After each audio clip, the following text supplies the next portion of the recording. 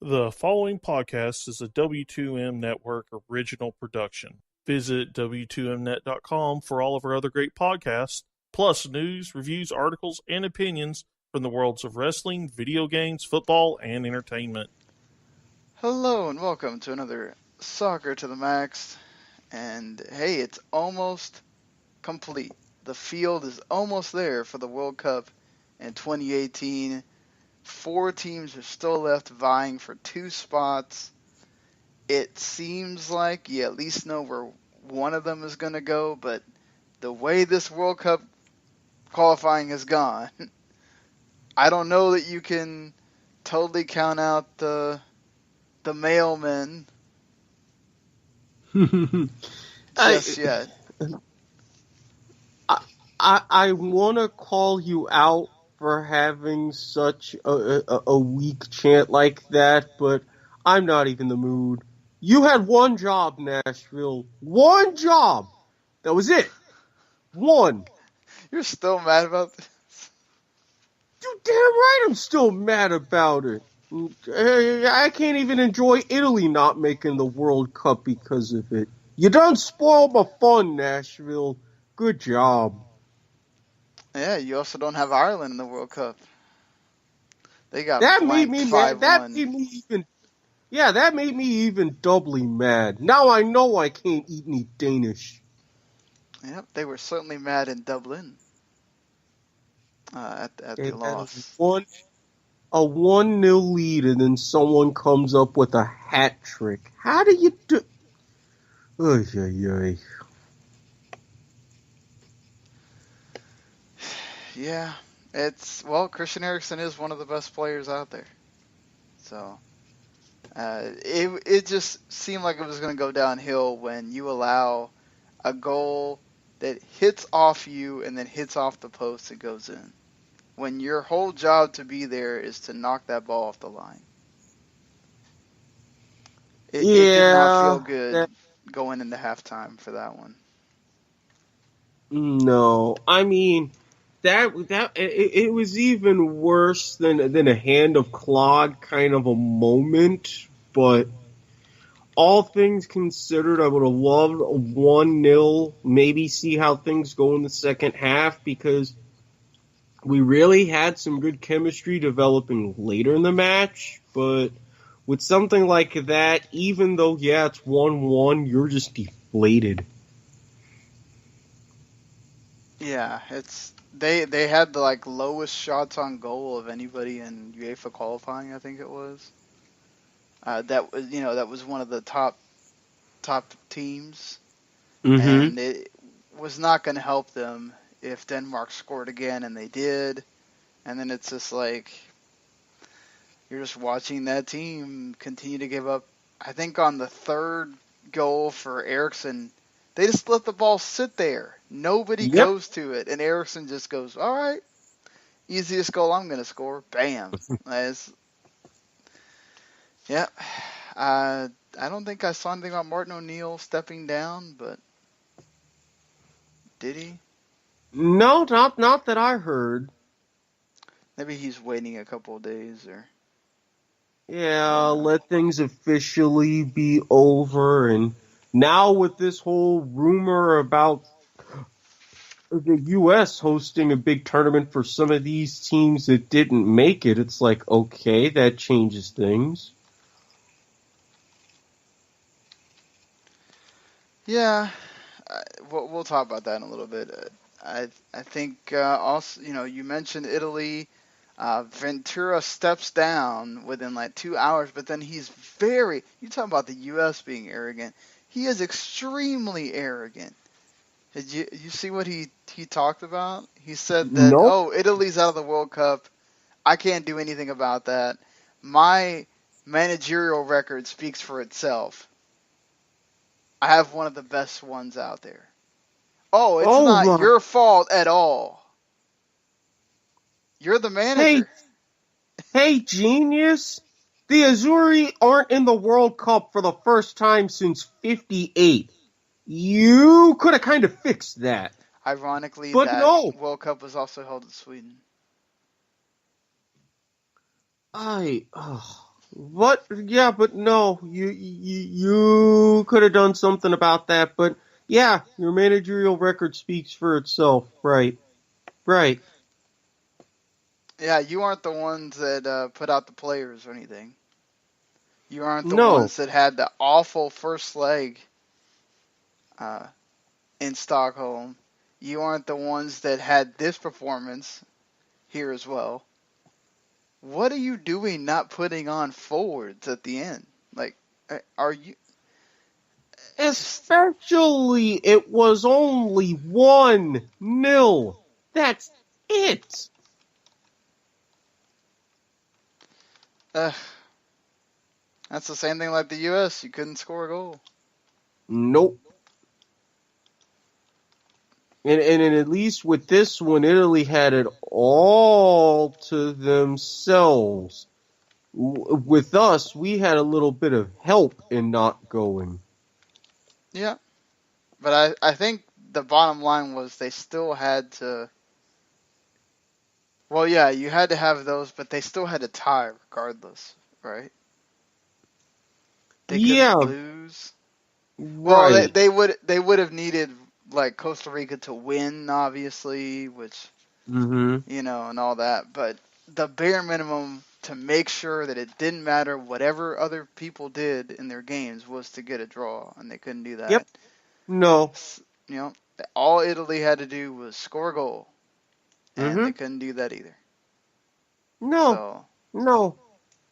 Scoreless draw, and now Sweden. A lot of Nordic countries in this year's or next year's World Cup. That's gonna be a little sneaky. well, Norway's not in it, right? Not Finland. No. So you got But still, Sweden. Sweden, Yeah, Denmark, but you yeah, don't even Denmark. really expect them. Hmm. Denmark's been good recently.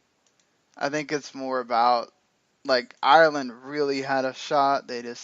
And they have been very, very good at home. Just this one, I think that goal that went in early when they were actually playing really well, Ireland, they were going forward and stuff, and then eh, that goal goes in. I think they lost a lot of confidence, and that opened that door. That slight little crevice that you needed if you're Denmark to get in and psychologically tear them down before you really put it away. But yeah, mainly not only just to talk about what's going on in the World Cup, but we are also here to talk about the U.S.'s 1-1 draw with Portugal. Eric, I know you listened to the game. You didn't get to watch it. I watched it live. First of all, before we talk about the game, Bruce Arena pre and post game just felt like let's just pour more salt into the wound because you had nothing great to say. You allowed yourself to appear even more ignorant than you did when you initially lost that game against Trinidad and Tobago. How do you Yeah. go on air and say the things you say? I don't First understand. of all, why even have him there to begin with? Because it draws attention. Do you really want to draw that sort of attention, though? Fox doesn't care though. They know this is a friendly. It doesn't really mean anything. There might be a lot of people that may not care to watch this. It's on at 3:30 on a weekday, and they want to have any kind of attention-grabbing thing they can possibly get. And having Bruce Arena to draw people's ire is, I guess, better than having someone that might give more to the analysis than he did. And it's not even that he gave bad analysis or anything. It's just that you're asking questions about soccer after this, right? And he's the one that said, we don't need to change anything when they initially didn't qualify. So what answers are you going to get out of him that are going to help you solve anything here? I, I just don't get it. How do you say Matt Miazga would have been our likely cornerback pairing with John Brooks at the World Cup? No, it wouldn't have. You didn't even bring him into the fold after the Gold Cup. No, and then everybody was like, "Oh well, maybe we should have made changes and played so well at the Gold Cup. Maybe we shouldn't have brought in these new players and this and that." And it's like, yeah, you have very little concept of chemistry. You lost your concept of when to tinker and when not to. You really have to shove that in our face when a lot of people tried to mention that? Oh, not just that. It's absolutely ridiculous to me that you go and say there are no young talents falling through the cracks. You're kidding Oh, me, right? You're kidding me? Isn't this the whole point of we're having this conversation? yeah. Have you seen our U17 teams? Have you seen our U20 teams? And you're just like, oh, in 5 years you can't find them. You ever figured out why? Yeah, because you're losing them from 18 to 23. And whose fault is that? That means they're falling through the cracks, right? Yeah, Yeah, maybe I you're would think so. identifying a lot of the, but we've been through this whole charade before. Us talking about this, I don't want to talk about it again. But Mm-hmm. it's there are players falling through the cracks because there's a lot of people that are not in this pay-to-play system that can't afford it. I'm not saying that it doesn't work because obviously it does to an extent. You got to make that cheaper in some respects, so more people are able to get into it, and you don't know who you're losing that can't afford to go that might be able to help you. I'm not saying they're the ones that are going to win you the World Cup or get you into the World Cup that weren't already there. I'm not saying that. I think people are misconstruing that. I think people Mm-hmm. are saying that, oh, those inner city kids that are not getting in, they're the ones that would have qualified us or whatever. No, that's not necessarily true. You have No, enough talent already. Those help give you more depth, which is what you're missing. exactly. The first thing everybody said about our teams in 90 and 94 was that, oh, we only had 24 players to choose from. We only had 20 players to choose from. Fine, I get that. So what do? Especially under FIFA's orders, we start MLS. Next thing you know, our talent pool exploded.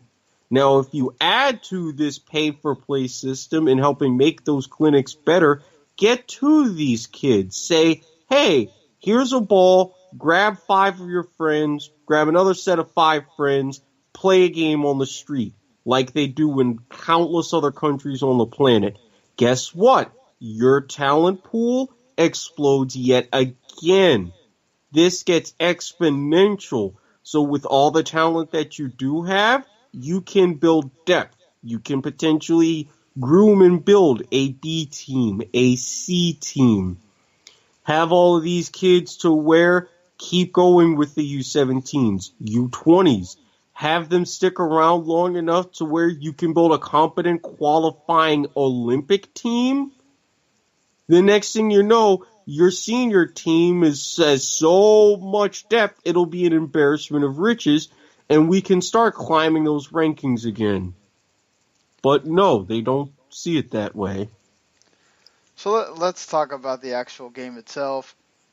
You have Weston McKennie cutting in and scoring a nice goal in the 21st minute. And then you have Ethan Horvath with the howler. He had laid down to grab the ball.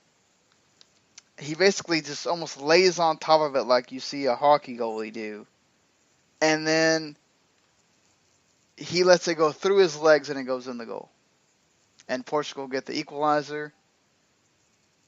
Uh, the it's I don't know how to explain that, but But between that and the disallowed goal, Weston McKennie showed his example of what's right with the U.S. national team. The disallowed goal, that was a foul. But what I'm saying is, these are the kinds of things that pretty much sum up what has gone wrong. For every great and bright spot you look at, a foul that takes away what would have been a crucial goal. That equalizer just going in on a fluke. I mean, ugh. It was a winnable match. We could have finished 2017 on a high note, especially going with the kind of team that Portugal had out on the pitch. But instead, if you were to say this in a competitive match, it would have been 2 points dropped. Yeah, I think. Well, I don't know about that. I think. Well, you wouldn't have Ethan Horvath in goal. This is a competitive match. No, I agree with that. And good thing Bill Hamid kind of made a personal statement for the U.S. national team with how he played in the second half. He had some very good moments. Yeah, he did. He cut off some good crosses. Well, that's to say that Horvath did also. He did a good job of coming back from that and was decent the rest of the half. Bill Hamid was scheduled to be one of the subs, so Horvath wasn't taken out for. Oh, he made the goof, so let's take him out. Yeah, which is good on Sarakin, but still Hamid looked positive. I think that spot is still open, but obviously Hamid helped himself. Yeah, I hope that whoever comes in on a more permanent basis recognizes that and features him at least in the rotation. While he has a good couple of years left, I think he could be very valuable for this cycle. Yeah, I don't think Guzan's out completely yet. I think you still need that veteran presence. And then Raimondo and Howard are definitely out, so you won't see them anymore. But Jesse Gonzalez, I think deserves to play one of these, like the January game against Bosnia and Herzegovina. I would hope that he gets to play.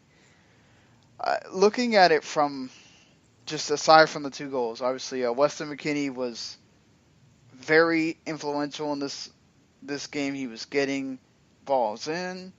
He was creating havoc in the midfield there a little bit. I thought Cesar Sapong looked good too. He didn't have, like, let's say, clear chances at goal, but he was he was active, he was being a pest. He would get wide when he needed to get wide and send a cross in. He drew fouls.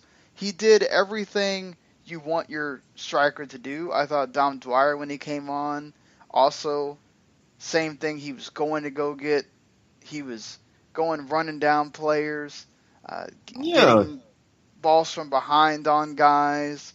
The forward line played well. And it really favored, especially guys like Sapong, Dwyer, who are more often than not in lone striker formations instead of in a forward pair. So that helped them easily adapt. And again, although they didn't create full-on chances and too many shots, as you said, they did everything but that. They gave themselves an opportunities to, at the very least, set up a second goal. So it was very good performance on that end. Yeah, Costa was also very active in setting up the attack. He was making some intricate passes in there. He was involved in the goal for McKennie. I think that they need to establish his position, though, and figure this out, whether he's going to be in central, whether he's going to play a little bit more forward. We've seen him play at left back. What is he going to do? I think it's obviously going to be important as to whether he goes to Europe and where he goes and where they deploy him relative to where the U.S. wants to use him. Yedlin was really good, too. He was running down defenders. He was getting into the attack. That final ball, he's got to work on that ball in the final third. His crosses were very lacking. But aside from that, you know, certainly an improvement on that. I thought Villafana was good. I thought everybody, for the most part, had positives. Tyler Adams was really good. I thought Agudelo was one of the few that he was never in it and got lost, I think, for the most part. Yeah, he was out of it, but he was one of the few that really were. And I saw what would be an interesting pairing between, I believe it was, Lehigh and Cameron Vickers? No, Cameron, CCV came in for Brooks. So Okay. he and Miazga were out there together. Okay. Lehigh was there right back, yeah. As well, because I was Yeah. thinking to And myself, then he went out for Villafana. yeah, because I was thinking to myself that created like a pretty formidable back line, which really helped because even though with Portugal they tried to press and got some good chances, I didn't see too much come of it. So Carter Vickers really reminds me of like a younger but less experienced Onyewu. mm-hmm. He's stout at the back. He made the challenges that need to be made. He made one that just saved them from uh, whether it was Bruma or somebody else getting through on that end line and causing a problem. He had the one where he had the ball in front of goal and he got karate kicked by Beto to save the ball from going in the net, which they could have called something if they wanted to, but it's a friendly. I mean, it's got to Yeah, be egregious. if that was a competitive match, yeah, that gets called. But in a friendly, especially one of these to where you're closing out the international window for the year, it's like, whatever. Yeah, but I thought, like the back line was never really a problem for No. the most part. Most of their shots came from outside the 18. Uh, I think it was number 5, the Antuves, or Hmm. Antuves, and Bruma were really the only two that were. Jelson also was a force in the first half. He got taken off in the second half. Bruma got taken off in the second half as well. Antunes was really the only guy throughout the entire game that was a factor. Everybody else was kind of, the defense just did their job. They were a back line. They made sure, whether it was Hamid coming in and cutting off a cross or one of the members of the back line came in and made an integral play. I just thought they went to the ball and defended well. And I think the most important part, I'm sure you'll agree, Eric, is that they went and attacked too. Yes. It wasn't just playing counter. They went and put the game on them. Yeah, they had very, very strong attacking phases. And this is something that we had been lacking for a while. And I was hoping that we wouldn't just sit there and park the bus. Thankfully, we didn't. I was very proud of that. That's why I really wasn't terribly mad at the final result. I went back thinking to myself, we tried. Yeah, exactly. And other than a 10-minute stretch within the 60th and 70th minute where they sort of bombarded the goal for a little bit, that's it. The Mm-hmm. rest of it was, okay, the U.S. made a clearance when they needed to. Yeah, they would get mixed up sometimes, and somebody would make the wrong pass or something like that, or the pass wasn't good enough in that final third, as I mentioned, from Yedlin or somebody else. But for when Lyndon Gooch came on, I thought he looked pretty decent. He made a couple of things happen. He also got skinned the first 10 seconds he was on the pitch, which didn't help him at all. But this is a friendly. you got to remember also that the U.S. kids are much hungrier to prove a point right now than, say, Mm-hmm. even the Portugal guys that, whether they're on the fringe of making the squad or not, this one's not really going to matter too much into, those friendlies that they play in March or those friendlies that they play in May or June to get ready. Those are the ones that are going to matter. Not necessarily the one right now to end the year. So, plus they had another game against, I think it was Turkey earlier on I believe Friday. so. Mm-hmm. So they've had 2 games. The U.S. only had 1. Those kids really wanted to come out there and prove, give somebody some hope, and I think that's what they did. Now we'll see when the January camp comes around. They play Bosnia Herzegovina, and I guess we'll take it from there. I don't know if they don't play again until March or if they make them do something in February. I don't know how that works in a Uh, World Cup year. well, it depends because I really Because don't you don't think have the qualifiers to force the FIFA dates, right? So no, because I yeah. think with how it is, they even don't play a whole lot May and June because for that first match, I think your last main FIFA date on the calendar is March.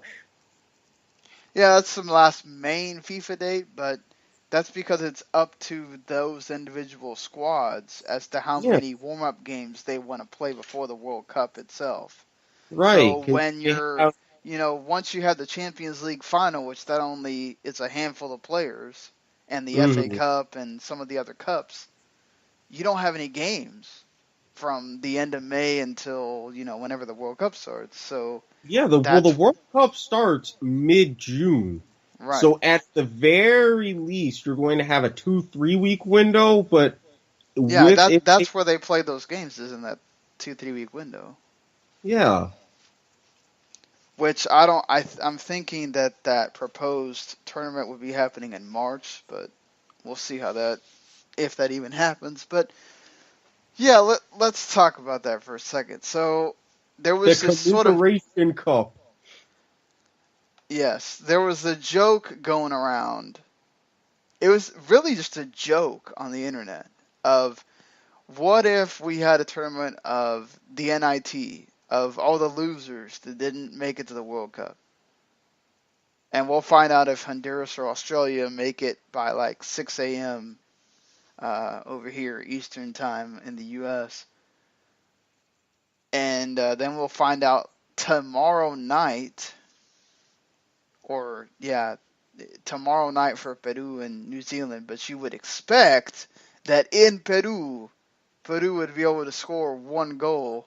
But hey, if New Zealand scores a goal, they make it interesting. So Hey, them mailmen be scary. They're invading MLS. You never know. yep, you never know. You never know. You do have Peruvians playing in MLS as well. So one of them plays for your Orlando City. So, and we do have some MLS to talk about as some coaching changes happened and some other things, or the offseason schedule has been announced, and pretty quickly we're getting into the expansion draft for LAFC and everything else. So that being said, this tournament that's being proposed, it's USSF and some marketing, Soccer United Marketing, that's the marketing arm of MLS. Let's add more fuel to that fire of the NASL and whatever. If I'm USSF, I'm not doing anything with some out there until this other injunction appeal is over, because this doesn't help things. But either way, and there's also like Erik Watkins has come out and said things just on Twitter saying that he has it on good authority that there's people within the federation that were trying to get NASL taken down at one point, but then there's other people that have reports of Galati tried to save NASL several times. So, Oh God, like, that's messy. so it's like, okay, Winaldo won't come out and talk about those things that he supposedly said that could actually help the NASL get an injunction. Obviously, he's not going to, because then it neuters the USSF, and the presidential job would be even less relevant. So I don't even know why you would say that, Winalda. It's kind of dumb. But hey, whatever. At this point, I feel like after listening to Kyle Martino in like 2 or 3 separate interviews, I feel like I'm gonna, if we had votes, I would vote for him. He seems the guy that's got his head screwed on straight more than anybody else, of the players anyway. The other guys that have kind of been there, I still got to see what their platform is. But I don't know. There's 2 ways to feel about this NIT tournament thing, right? Mm-hmm. There's the one way of saying, okay, you're going to play friendlies anyway. Mm-hmm. It's not like Italy, Ghana, Australia, New Zealand, if you play Honduras, you play Honduras. Peru, Ireland, all these teams are nobodies. They have good players. Now, will they bring the best players? If you're going to outright say, okay, well, we're going to play our kids, why do you need to come and bring the Asamoah Giants and the Daniel De Rossi's and all them? Like, why would they need to come if you're going to come out and play your kids, and you are? Yeah. Why wouldn't they play their kids too? I get it that it's about tickets and you want the best players, but you got to understand, you're not going to have necessarily the best competition per se. But I think at the end of the day, it's about getting these guys games. It's about getting them games, and that's really what the Consolation Cup, that's what I'm calling it, is for. Because the He Believes Cup. I see what you did there. Cause that's what that would be, basically. Yeah. The best way I can think about this, there was a documentary, I believe I've mentioned this before, The Other Final. Mm-hmm. Yes, where, for those audience members that aren't familiar, 2 Dutch guys, back in, I want to say 06, they saw the FIFA rankings, it was around the time of the World Cup, and say, hey, why don't we get the 2 worst teams in the FIFA rankings together, have a friendly match? They had the whole documentary, so they did. Bhutan wound up beating Montserrat 4-0. Very good documentary, though. I highly recommend it. I think it's going to be something of the other prestige of that. You have fans in these other countries that didn't make it that would still be willing to show up, even though they would play more experimental I development. don't know. This is like... Well, I mean, if you think about this, knowing... This is like one of those preseason friendly tournaments that the clubs come and play. And this is exactly what I was leading to. You're not going to get... But what I'm saying is the U.S. fans of those teams are going to care. You're not going to get Italian fans caring about that. You're not, and I understand that, but I will say this. While you're not going to have those teams overseas, or those fans really caring, you're still going to have at least some of the contingent. Now, a lot of reason why the preseason club tournaments work, you're going to get the best of the quality players. Now, guess what? You're in a World Cup year. You're not going to see necessarily that same level of quality because these tournaments will be coming just after the World Cup. A lot of these guys are going to No, not this one particularly. This is why I think they're going to try to have it in that March friendly window, and that's so why that you can get the best players. Yeah, because they're going to be out there doing this anyway.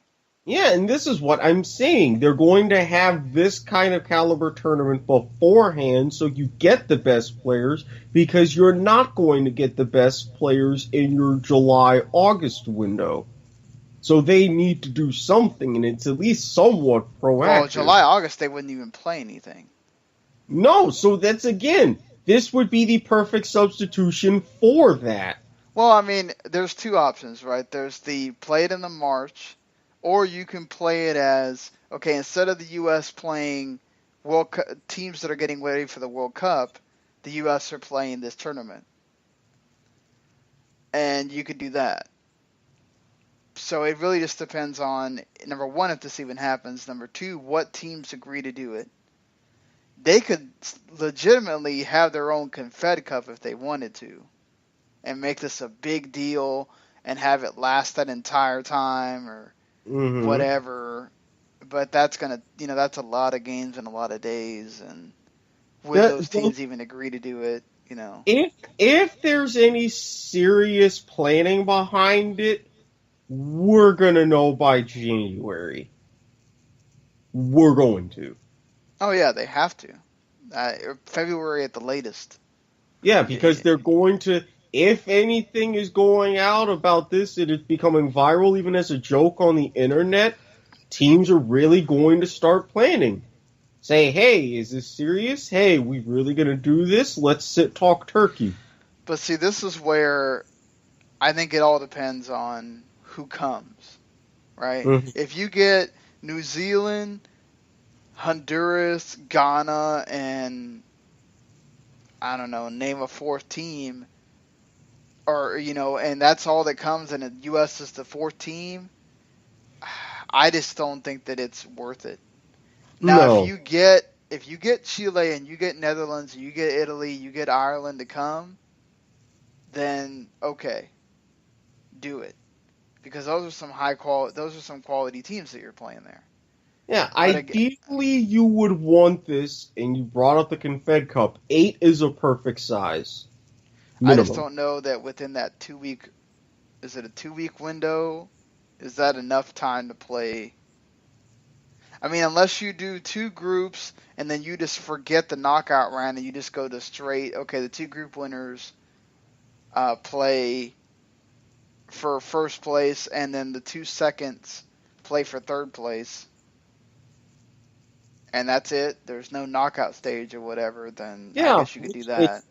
It's been done before. That was the format for the '78 World Cup, that final round. And if you go the King's Peace Cup, which was one of the biggest preseason club tournaments, that's what they did when they started. You had 2 groups of 4. Group winners played each other for the championship. That was that. And make sure you don't do the going to extra time thing. Just do straight penalties. That's what they did. It was after it was a draw, and they just went penalties, and everybody went home happy. Yeah, I think it just all depends. Again, like, I'd much rather them be playing one of these World Cup teams, even if it's Iran. Okay. Then play New Zealand, because you only got New Zealand, Honduras, and Ghana to come over. Right. Well, I don't even know too much about Iran, given issues they had in their country recently. Well, yeah, but they would just play in the U.S. or something. No, I'm not even talking about that. I mean the fact that they had a 7.3 magnitude earthquake? Yeah, and like 400 people died? Yeah. It's ridiculous. I feel bad for those people over there. But, yeah, I guess we'll see how that goes with however this happens. If it winds up just being a bunch of talk and nothing happens, or if this does wind up happening. All I care is that these players that we saw in this game against Portugal get more games. This is what you want for them. Mm-hmm. Obviously, you want it to be of some quality, but this tournament, if you can get some of these European teams, or at least get Chile to come, and who knows, if it happens, then you get Chile and Peru, that's worth it to do it. So absolutely. But moving on. The U.S. women did have that home-and-home against Canada. They drew 1-1 at BC Place in Vancouver on that awful turf. Canada came and outplayed them. And then the U.S. did the same to Canada in the return leg in San Jose on a sort of bad pitch with players falling and getting hurt and whatnot. The U.S. wound up winning that game 3-1, and it was really a dominant performance in that game again at home. Yeah, the Canada game was. It felt like they learned a lot from that first Canada game, and went home and said, okay, we're not even letting them have the ball most of the time. It was just really just domination. Rapinoe was everywhere. Morgan scored again. Just her and Rapinoe and O'Hara were going nuts over there on that one flank. Just the first half was interesting, but after that, just U.S. took over. But I guess a good way to end the year. It was, and I will say, as far as a lot of their tactics, I saw similar to what happened against South Korea. It was, especially in that San Jose leg, a lot of route one, down the left side, then waiting for crosses, getting into Christian press or someone up the middle in the 18. It worked, and I hope that this was just because these are friendlies, this is experience, this is a certain time of year, rather than this is the kind of football we should be expecting from them in the qualifiers. Because, well, I mean, a lot was made of, okay, people are catching up to the women now. We need to, this is why, I heard Martino talk about it. I heard several others in that forum. There wasn't a whole lot. I think there should be more talk about how rather quickly you could have the women have the same, not in CONCACAF, but in the World Cup. We could see the women not make it past the group stage one time, because the women's game is starting to catch up to them, especially abroad. And the more you keep playing the Norways and they have Canada's number, but Canada's been improving. It's whatever it is, whoever you want to throw out there, the more you play these European teams that have beaten you and continue to beat you, what does that do to the the U.S. psyche and everything? And that's the deal, is you got to kind of, the whole point of equal pay is important.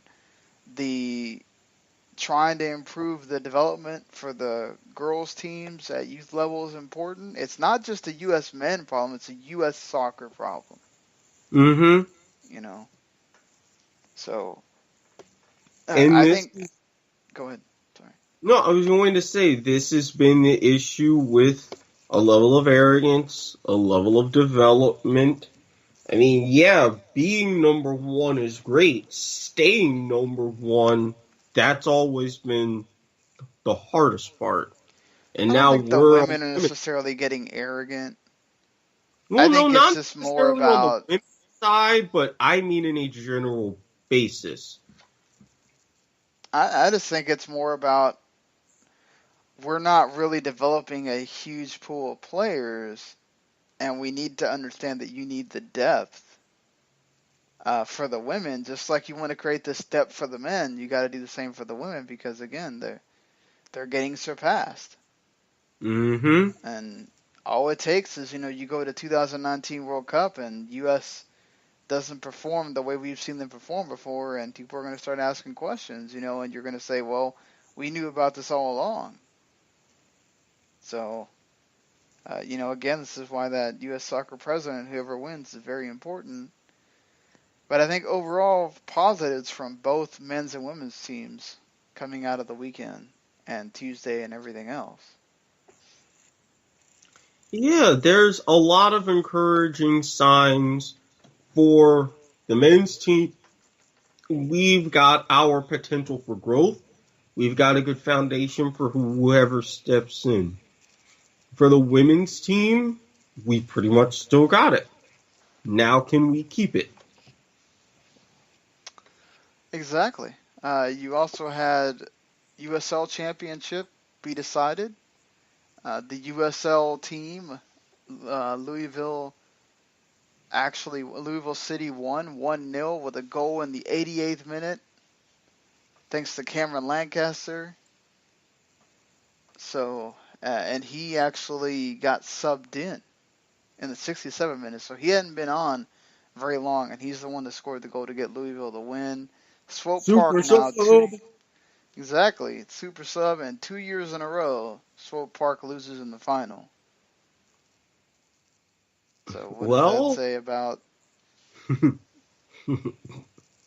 Well, I mean, last year they lost to another MLS2 team, so I mean, yeah. this is the point to where what's it gonna take for this Swope Park Rangers in particular to get over the hump? Well, they're learning though. The whole point is They that are. this is a learning experience. Uh, you have a starting lineup that's an average of 23 years of age, while Louisville's starting lineup is an average of 26. I mean, you're playing the kids in Swope Park, so I think that's what you're learning here is that Sporting KC is one of the ones that takes this very seriously. They've invested in that, and it's shown in how they've done.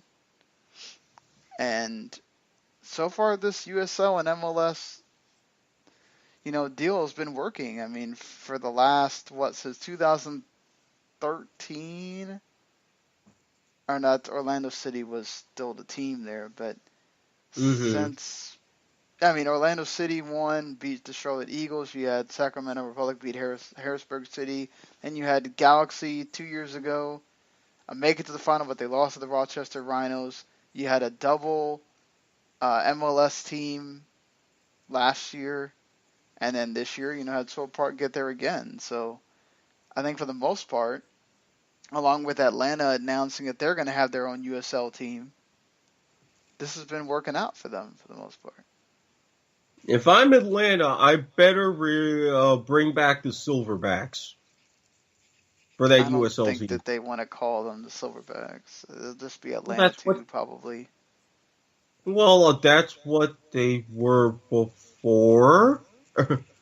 Right, but in that It can NASL, no even pre NASL, going back to the old USL days. right, but I don't know, does somebody own that name? Not too much that I know of. It can work. It can work. Yeah, I'm just saying. I mean, they could do it, but I just see them probably doing what everybody else does and naming it 2 or whatnot. Come on. If it works with Sporting Kansas City and Swope Park Rangers, or even Real Salt Lake and the Monarchs, come on.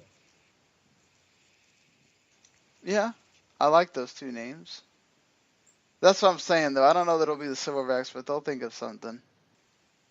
I'm sure Hmm. they will. In 2018, Atlanta's going to have a USL team. They're going to play in. Uh, they're going to play their home matches at Coolray Field, the home of the Atlanta Braves AAA affiliate, the Gwinnett Braves, Okay. which seats about 10,000 people. That's a good So size. that's not too bad. At least it's not like Red Mm-mm. Bull 2, where you have like 200 people in Red Bull Arena, and it looks really bad. So uh, that's good, and hey, this helps grow that Atlanta team that was already good this year, and some of those players that won't get to play on the main team can play for the USL team, and Tata Martino can have what he wants on down the line. Let's stay in USL though, because I don't know that we have talked about this on the podcast, but the USL is adding a new team this season called the Las Vegas Lights. Oh. Oh. Oh. And so they have named their new coach, who was formerly of Chivas USA, Jose Luis Sanchez Sola, or Chelis, as he's more well known. He's going to be the coach of that team. Of course, he's used to coach at Puebla, Tecos, and Veracruz in Liga MX. So that's pretty good. A pretty good grab for the Las Vegas Lights to get a good coach. Yeah. Or Las Vegas Lights FC, I'm sorry. The one thing that I don't approve of here is the name. I like the name. I don't know. Something about it just sounds, for lack of a better word, stupid. I know how it can sound dumb, but I like it for the fact of just it's different. Like, yeah, I'm not knocking the whole being different, but I mean, geez, who's their mascot gonna be? A 60-watt bulb running up and down the sidelines? it's probably gonna be like one of those where the mascot really has nothing to do with the nickname of the team. It's just gonna be some other thing.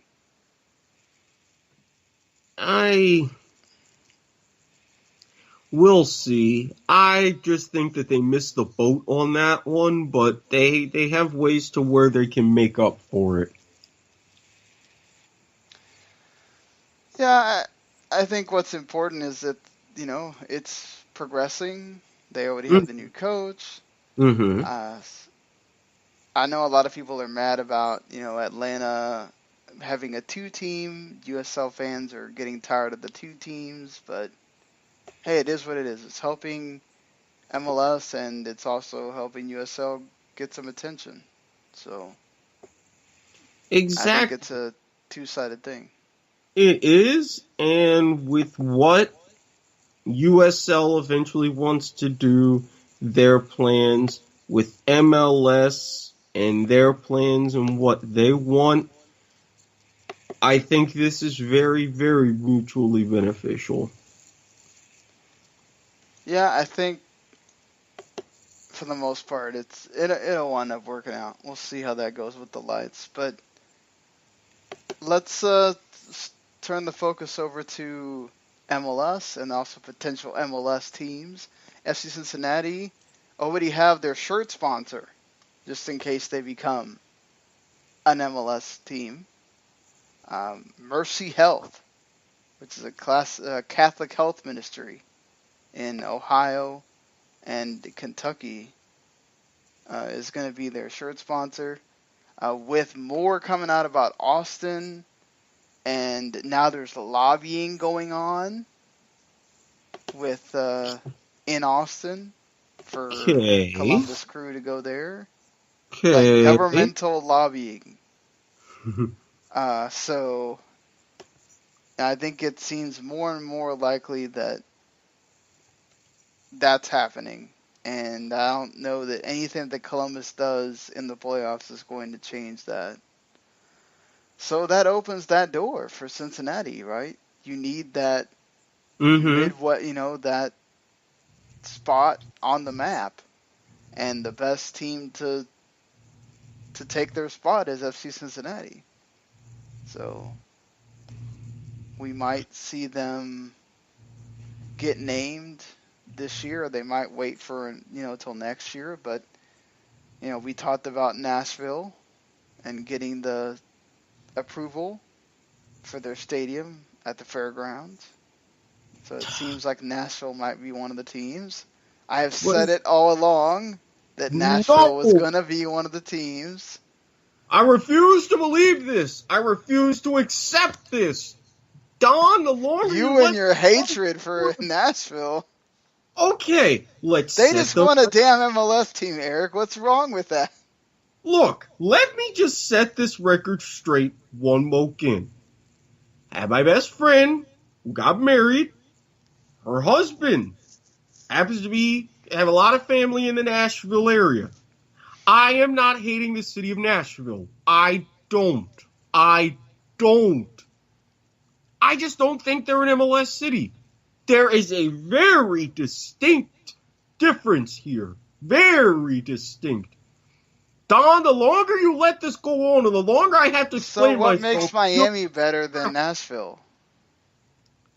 Miami... Who was the player? Romario. He said it himself. Miami is just like a toned-down Rio de Janeiro. You think that. You think awesome. You think women running around the beach wearing thongs. You think soccer. It works. I don't think that... do the people come out to the stadium? That's the thing, though. We see them come for Real Madrid and Barcelona, but would they come for an MLS team? If you had it in the right place, yes. The original Miami FC matches, not the NASL incarnation, but the previous incarnation, those matches were very well attended. Yeah, and then, you're going to play in Overtown, so, That's going to be a bit of a problem. But if gentrification comes through to where you make the ghetto a little less ghetto-y, okay then, that'll start to correct itself. We shall see whenever it is that they ever announce that Miami is an official team, because it seems like they make one step forward in the courts or something, and then you don't hear about them for like another 6 months, and whatever. So 2 coaching changes happened, I think, in the time that we've done another show.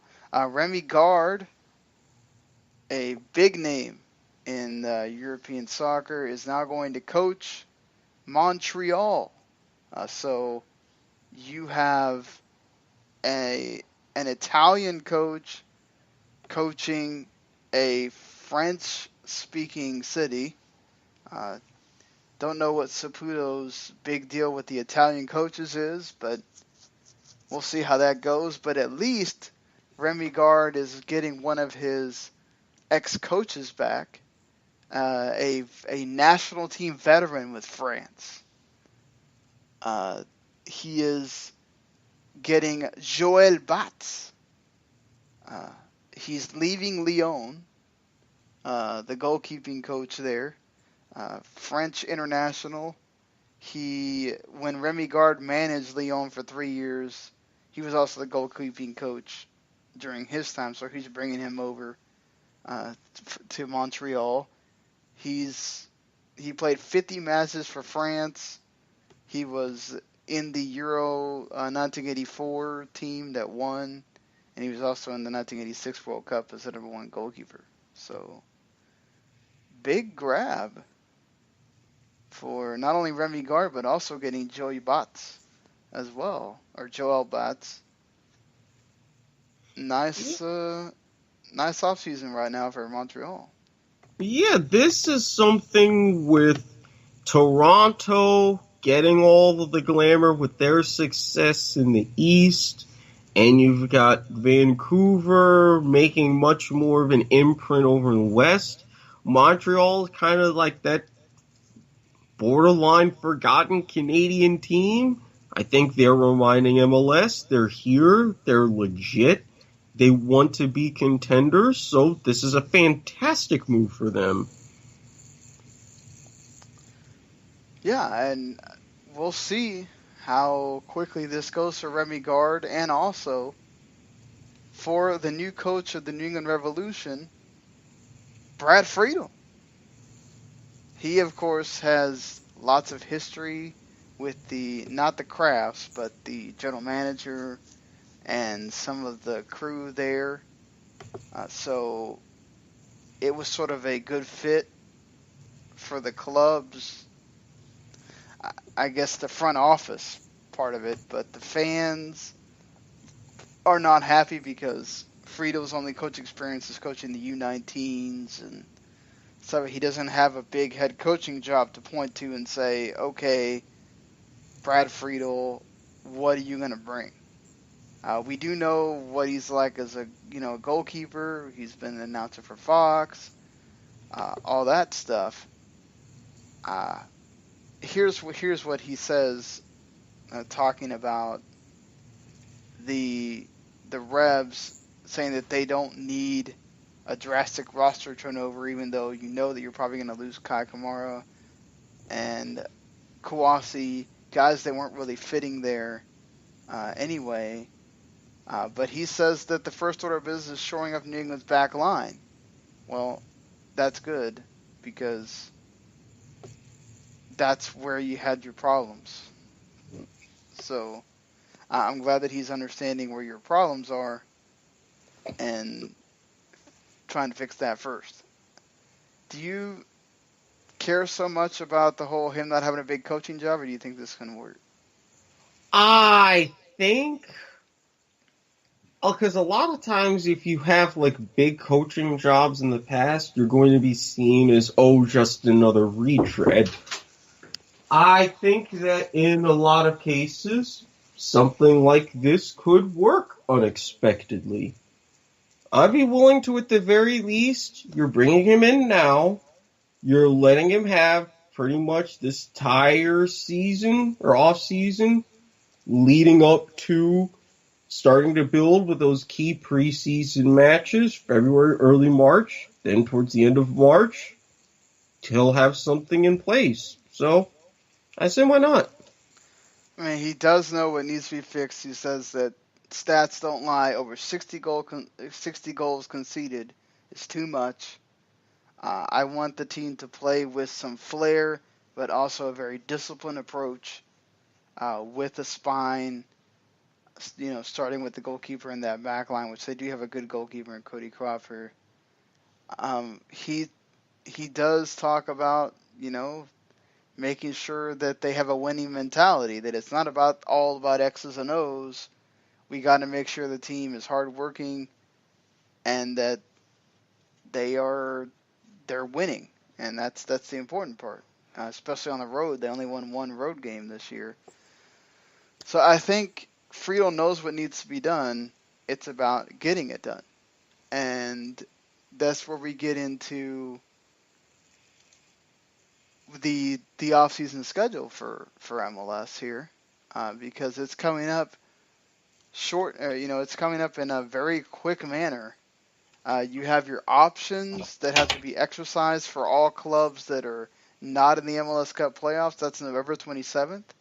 You have to tell the league which players are getting their options exercised or not. After that, there's a half-day trade window where MLS clubs can start making adjustments to their rosters, and they have a 4-hour window where they can sign and trade players on December 10th. After that, you have to notify the league of options for anybody that's in the MLS Cup. And then after that, at 1 p.m. on December 10th, there's a blackout period until after the expansion draft, which is December 12th. That's where LAFC will get to pick 5 players from the eligible MLS player pool to start off, also adding, Carlos Vela and Bob Bradley, the coach there. You get free agency starts an hour after that. So, the ones that are there for free agency, you also get the waiver draft that same day, which goes in reverse order, so LAFC is picking last. And then you get the re-entry draft, which is 2 days after that and then a week after that. And then it kind of goes quiet for that's all before Christmas. So all that happens. So basically you have a gigantic 2-3 week cluster where just about everything happens, then a whole bunch of nothing. Well, you'll still be signing players and whatnot, I think, but this is a sort of way to kind of refresh some of your teams while you go into a little break that you normally would for the holidays and all that. And then the January transfer window opens, right? And you can start getting players in there once it truly hits the off season, because this is like a day after MLS Cup, you're already talking about trading guys, and then 2 days after that, you're talking about the expansion draft. So this season, it's not really ending. We're gonna have MLS Cup, and then you're gonna have the next day you're gonna be talking about trade window. Yeah, it's So basically the end of MLS's league year, and then start of the next one. Boom. yep, that's crazy that they have all that happen like right after the season ends. Like no break at all. Jeez. Well, I mean, you're competing with a lot of guys, and you figure you got some players who would be tempted to leave come January, so from that aspect, it would kind of make sense. Yeah, but I mean, you'd think there would at least be like a month or something when you give them off. No, not in this case. As long as you are not, and you've said this yourself, as long as MLS is on this calendar, and you know that after this international break, then you're going to have a lot of your European clubs, that transfer window for the winter, it's going to be right on it. You want MLS players shored up before they can leave essentially for free in that window. Right. So and this is the one example where I would get where everything would be accelerated because you are up against a major clock. Exactly. Here you're kind of on your own clock. So I think this also makes sense because you want to get everything done so that you don't have to do any of this MLS business before you get to January. Or after in January, you don't want to be doing expansion drafts and all that stuff. You want to be focusing on who you want to bring in. Exactly. So this allows them that as well. But all right, I think that's going to be it for us here. Um, I'm going to say that probably Sunday we'll have a show just to see what's been going on and talk more about things. But this will be the last one until for this week. So yeah, we'll find out who the last two in the World Cup, and before you know it, that World Cup draw will be happening, Yep. and we'll know who the groups are. World Cup draw is on the 1st. Yep, And Friday. yes, and this, after we hit through this week, then we'll be gearing up for the resumption of MLS playoffs with the conference championships. So Yeah, that'll be on Tuesday, right? Tuesday, the the 21st. mm-hmm. Yeah. So not too long from now. But all right. Until then, which will probably either be Tuesday. Yeah. So I don't know if we'll even do one on Sunday. It might be Tuesday or Wednesday night once we have games to talk about it. We'll see how that goes. If there's something to talk about, we'll do one on Sunday. If not, we'll just wait till after the MLS games to have one again. But until then, hopefully you like what you heard, and you'll hit a subscribe button for us, and that way you get everything. Anytime we have a show on Soccer to the Max, you'll get it, whether you subscribe on YouTube, whether you subscribe on just Soccer to the Max on any of the podcatchers out there. You can go to W2Mnet.com as well and see the podcast there, as well as all of our other things that we have. And you subscribe to the whole W2M network, you get all of our podcasts. You get the kickoff with Eric and myself, along with Harry, Steven, and Brandon. You get Eric on a point of view whenever he gets around to being able to do that. I'm on several other shows. Eric and I have the Football to the Max show, which will be back on Thursday, previewing Week 11 in the NFL and another important week in college football. Week 12 for them, and then we will. I'm on the video games show, the Wrestling to the Max, our flagship as well. We didn't get to have a show on Monday because Paul was sick, so we'll just have a big super show on Thursday, which includes a preview to the Survivor Series 2017 that's happening on Sunday. And all right, well, until the next time we do this, we'll see you later, everybody. Peace.